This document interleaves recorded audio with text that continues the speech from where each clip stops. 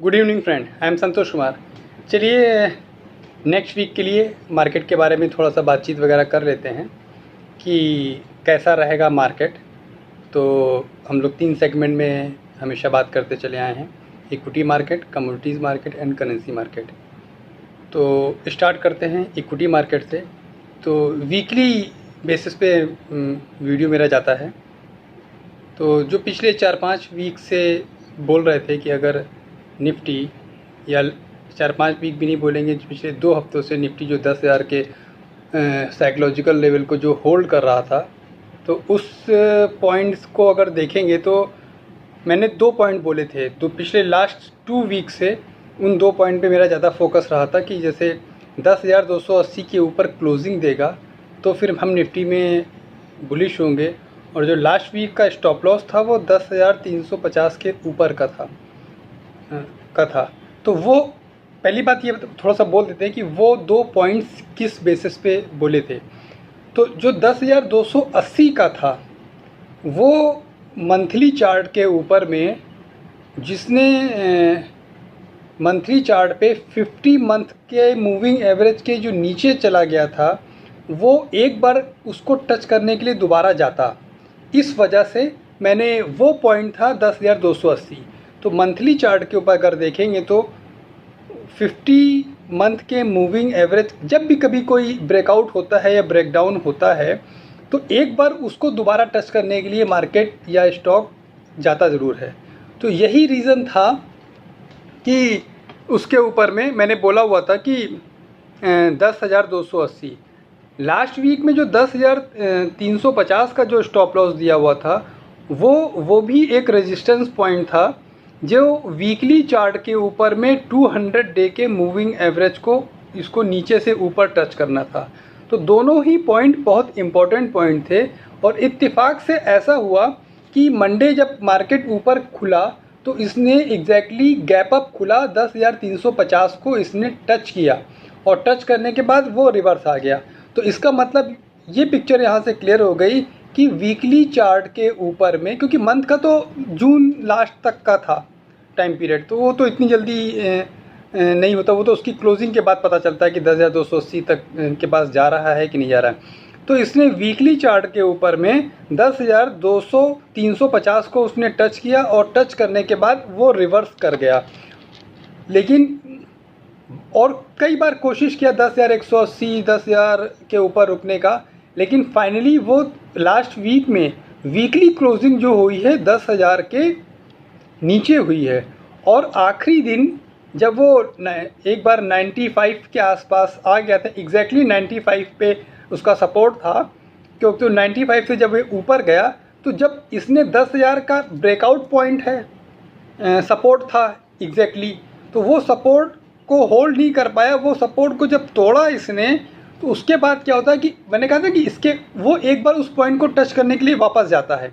तो 10,000 को दोबारा वापस टच करने के लिए फ्राइडे को ये ऊपर गया, और इसने बहुत कोशिश की आखिरी के 1 घंटे में कि 10,000 के ऊपर सस्टेन करे, लेकिन वो फेल हो गया। इसका मतलब उस पॉइंट को इसने फेल किया, और सिंगापुर निफ्टी में वापस जो है वो 97 के आसपास में चल रहा है।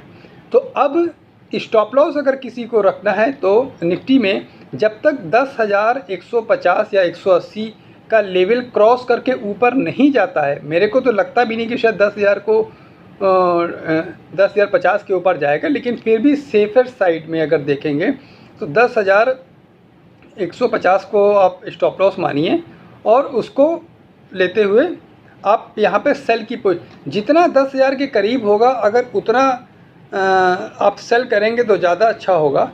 ऑप्शन कई सारे को लोगों के क्वेश्चन है कि सर ऑप्शन में थोड़ा सा अपना व्यू रखिए।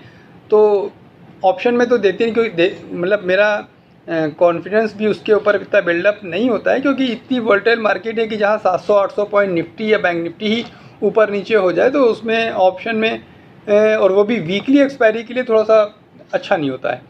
तो लेकिन अगर किसी को ऑप्शन वो भी मंथ एक्सपायरी के लिए करना है तो 10,000 की पुट ले सकता है। 10,000 की पुट में स्ट्रेंथ नज़र आती है कि वो, मेरे को लगता है कि ये वापस नीचे आएगा, और एक बार 8850 से 9250 की रेंज में दोबारा फंसेगा ये ना। और एक्सपायरी जो है इसकी इसी रेंज में 8850 से 9250 के बीच में ही कहीं एक्सपायरी होगी, और शायद लोअर एंड पे हो 8850 के आसपास में। ठीक है, अब चलिए बात सेम यही व्यू जो है बैंक निफ्टी के लिए रहेगा। अब बात करते हैं सेक्टर वाइज कि कौन से सेक्टर वीक लगते हैं और कौन से सेक्टर स्ट्रांग लगते हैं। क्योंकि जब अगर मार्केट में डीप सेलिंग आएगा तो हालांकि सारे ही सेक्टर वीक होंगे, लेकिन फिर भी जिस हिसाब से डॉलर इंडेक्स ने अपने 200 दिन के मूविंग एवरेज को वीकली चार्ट के ऊपर में सपोर्ट देके ये ऊपर जाके, तो मेरे को आईटी सेक्टर और फार्मा सेक्टर में बुलिशनेस नज़र आती है। और गिरने वाले जो सेक्टर होंगे वो ऑटो सेक्टर, फाइनेंशियल सेक्टर और मेटल सेक्टर, क्योंकि मेटल सेक्टर में ऑलरेडी बहुत ज़्यादा तेज़ी आ गई है, तो उसमें मेटल सेक्टर में और ऑटो सेक्टर दोनों, देखिए दोनों एक दूसरे से कोरिलेटेड हैं, क्योंकि बिना मेटल ऑटो सेक्टर का प्रोडक्शन भी नहीं हो सकता, इसलिए उन दोनों सेक्टरों में मेरे को गिरावट नज़र आती है। एफएमसीजी सेक्टर एक डिफेंसिव सेक्टर माना जाता है, तो उसमें गिरावट आएगी, लेकिन उतनी नहीं आएगी गिरावट। ठीक है, अब बात कर लेते हैं कमोडिटीज़ मार्केट में। अगर हम गोल्ड और सिल्वर की बात करें तो गोल्ड और सिल्वर अपने कंसोलिडेशन फेज में गुजर रहा है।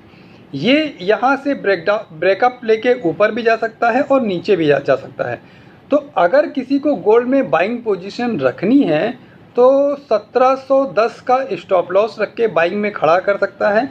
अगर किसी को नया बाइंग करना है तो 1755 के ऊपर जब किसी भी दिन क्लोजिंग दे तो फिर वहाँ पे उसको बाय करेगा तो ज़्यादा अच्छा रहेगा वहाँ पे। ठीक है, सेम व्यू सिल्वर पे है। अब बात कर लेते हैं गोल्ड की, क्रूड ऑयल की। क्रूड ऑयल का क्लियर कट पिक्चर है, जो इसने भी 40 के आसपास का हाई बनाया था और वहाँ से एक बार 35 तक भी आया था, और वो 35 से थोड़ा सा ऊपर उठ के 36 तक गया हुआ है। तो इसमें आप एक काम कर सकते हैं, 39 के स्टॉप लॉस के साथ सेल करिए, और ये बहुत जल्द आपको 32 के लेवल दिखाई देगा, और सेटल कहीं और भी नीचे होगा, लेकिन आपको 32 का लेवल कर लेगा। एनजी में भी यही है, वो एक बेस बना रहा है बॉटम का एनजी। तो एनजी अगर बेस बॉटम का बना रहा है तो फिर वो वहाँ पे थोड़ा सा कॉन्सोलेशन फेज़ में है और लंबे कॉन्सोलेशन फेज़ में फंसेगा ये। अच्छा, इसके पहले एक बात करते हैं, अगर क्रूड में मेरा व्यू नीचे दिखता है तो ऑयल एंड गैस सेक्टर के जो स्टॉक्स होंगे, ONGC, गेल, समथिंग लाइक, तो इसमें सेलिंग आ सकती है और इसमें आप सेल करके काम कर सकते हैं इसके ऊपर में। अब बात कर लेते हैं करेंसी की। तो गोल्ड करेंसी की अगर बात करेंगे तो करेंसी बहुत समय से 75.20 से 76.20 के बीच में घूम रहा है। ये वहाँ पे एक रेंज में फंसा हुआ है और अब इस रेंज से ये निकलने की पूरी कोशिश करेगा। तो ये अपर साइड में है, यहाँ पे आप बाइंग करके काम कर सकते हैं, क्योंकि डॉलर इंडेक्स जब नीचे से 200 वीक के पे सपोर्ट लिया है तो डॉलर इंडेक्स अब यहाँ से ऊपर जाएगा, जिससे बाकी करेंसियाँ वीक पड़ेंगी। तो USD INR में हम लोग बाय करके चलेंगे। वहाँ पे स्टॉप लॉस का विशेष ध्यान रखिएगा, आने वाले समय में वॉलेटिलिटी ज़्यादा रहने वाली है और मार्केट का व्यू बहुत से लोगों को थोड़ा सा भ्रम है या थोड़ा एग्रेसिव है कि अब मार्केट यहाँ से 10,000 के ऊपर, अब मार्केट यहाँ से वापस 11-12 हज़ार जाएगा। देखिए, फंडामेंटल लेवल पे भी देखेंगे तो कोई ऐसी चीज़ नज़र नहीं आती है जो मार्केट को ऊपर ले जाए। जो भी चल रहा है वो केवल ऑपरेटर बेस्ड गेम चल रहा है।